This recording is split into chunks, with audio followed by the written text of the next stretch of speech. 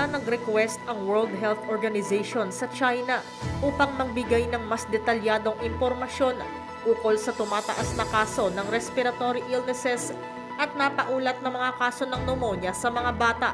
Ayon sa World Health Organization, nagkaroon ng press conference ang Chinese officials mula sa National Health Commission noong November 13 upang iulat ang tumataas na kaso ng respiratory diseases sa China.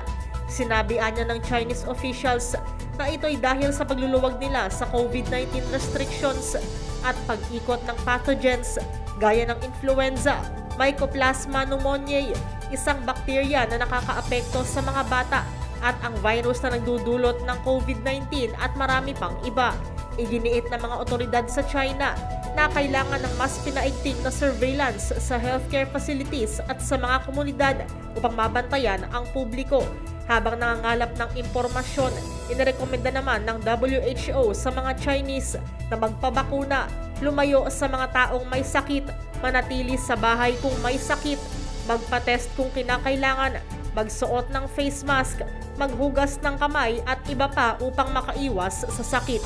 Mula sa kauna-unahan sa Pilipinas, DZRH, ito si Nicole Lopez.